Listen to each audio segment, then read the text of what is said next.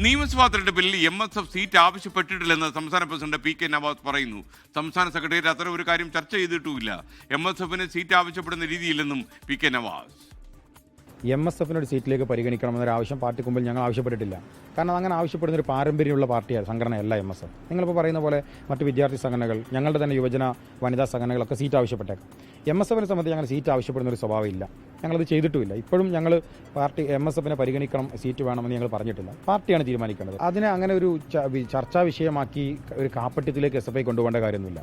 RSSന്റെ BJPയുടെ ആ തന്ത്രത്തെ വളരെ കൃത്യമായി ഉപയോഗിച്ചുകൊണ്ടിരിക്കുന്നു. അതിന് അവസാനത്തെ ഉദാഹരണമാണ് ഈ പറയുന്ന ഗാനവുമായി ബന്ധപ്പെട്ട അനാവശ്യമായ വിവാദങ്ങൾ അവർ ഉയർത്തിക്കൊണ്ടുവരുന്നത്. അതൊക്കെ പുച്ഛിച്ചു തള്ളിയതാണ് ഈ പഞ്ചായത്ത് തെരഞ്ഞെടുപ്പിൽ കേരളം. ഗൂഗിൾ കെ വേണുഗോപാൽ മലപ്പുറത്ത് നിന്ന് തത്സമയം ചേരുന്നു. Google, good morning. പറയൂ വിവരങ്ങൾ. Good morning. മുസ്ലിം ലീഗിനകത്ത് വനിതാ ലീഗും യൂത്ത് ലീഗും KMCCയും ഒക്കെ സീറ്റ് ആവശ്യപ്പെട്ട് രംഗത്ത് വരുന്ന സാഹചര്യത്തിലാണ് MSFന്റെ സംസ്ഥാന പ്രസിഡന്റ് PK നവാസ് ഒരു വ്യക്തത വരുത്തുന്നത്.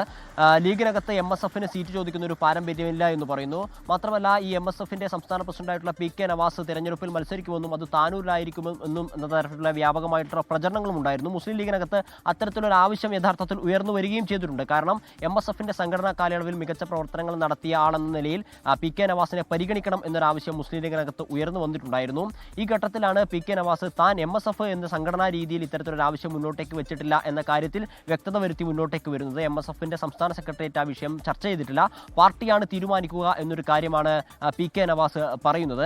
ഈ പറഞ്ഞതുപോലെ യൂത്ത് ലീഗും വനിതാ ലീഗും ഒക്കെ സീറ്റ് ആവശ്യമായി മുന്നോട്ടേക്ക് വരുന്ന സമയത്ത് MSFനെ അക്കോമഡേറ്റ് ചെയ്യാൻ സാധിക്കുമോ എന്നൊരു ചർച്ച യഥാർത്ഥത്തിൽ മുസ്ലിം ലീഗിനകത്ത് നടത്തുന്നുണ്ട്. കാരണം നേരത്തെയൊക്കെ പല ആളുകളെയും പരിഗണിച്ചിരുന്നു. PK നവാസിനെ പരിഗണിക്കണമെന്ന ഒരു ആവശ്യം സംഘടനക്കകത്ത് ഉയർന്ന ഘട്ടത്തിലാണ് വനിതാ ലീഗും യൂത്ത് ലീഗും KMCCയും ഒക്കെ ഈ സീറ്റ് ആവശ്യവുമായി രംഗത്ത് വരുന്ന സമയത്ത് MSFനെ എങ്ങനെ അക്കോമഡേറ്റ് ചെയ്യാൻ സാധിക്കും എന്നൊരു കാര്യം ചർച്ചയാവുന്നത്. 27 സീറ്റാണ് MSF നിലവിൽ മത്സരിക്കുന്നത്. 27 സീറ്റിന് കൂടുതൽ സീറ്റ് ആവശ്യം എന്നൊരു കാര്യവും UDFന് മുമ്പിൽ മുസ്ലിം ലീഗ് അവതരിപ്പിച്ചിട്ടുണ്ട്. അങ്ങനെ കൂടുതൽ സീറ്റ് ലഭിക്കുകയാണെങ്കിൽ താനൂരിൽ PK നവാസ് വരാനുള്ള സാധ്യതയുണ്ട് എന്ന് തന്നെയാണ് വിലയിരുത്തപ്പെടുന്നത്.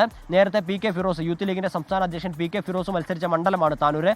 PK ഫിറോസ് താനൂരിൽ നിന്നും മാറുമെന്ന കാര്യത്തിൽ തർക്കമില്ല. പക്ഷേ ആ ഘട്ടത്തിൽ താനൂരിലേക്ക് PK നവാസിനെ പരിഗണിക്കണമെന്നൊരു ആവശ്യമാണ് മുന്നോട്ടേക്ക് വെക്കുന്നത്. അങ്ങനെ ഈ പോഷക സംഘടനകൾ കൂടുതൽ സീറ്റ് ആവശ്യപ്പെടുകയും UDFനോട് മുസ്ലിം ലീഗ് സീറ്റ് ആവശ്യപ്പെടുകയും ചെയ്ത സാഹചര്യത്തിൽ മുസ്ലിം ലീഗിന് കൂടുതൽ സീറ്റ് അനുവദിച്ച് കിട്ടുകയാണെങ്കിൽ തീർച്ചയായിട്ടും PK നവാസ് താനൂരിൽ മത്സരിക്കുമെന്ന കാര്യത്തിൽ യാതൊരു തർക്കവുമില്ല. ഇനി താനൂരിൽ മത്സരിക്കാൻ സാധിച്ചിട്ടില്ല എങ്കിൽ PK ഫിറോസിനെ യൂത്ത് ലീഗിന്റെ സംസ്ഥാന അധ്യക്ഷനാക്കാനുള്ള സാധ്യതയാണ് ഇപ്പോൾ ഉയർന്നു കേൾക്കുന്നത്.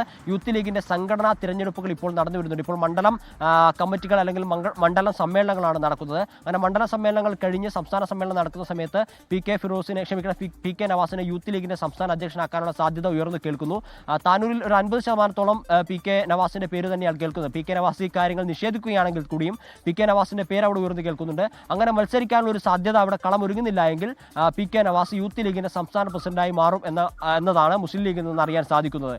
SKN ലോകത്തെവിടെയായാലും ഏത് സമയത്തും 24 വാർത്തകളും ഓഗ്മെന്റഡ് റിയാലിറ്റി പാക്കേജുകളും എക്സ്പ്ലെയിനറുകളും വിശദമായി കാണാൻ ഞങ്ങളുടെ YouTube ചാനൽ നിങ്ങൾക്ക് സബ്സ്ക്രൈബ് ചെയ്യാം.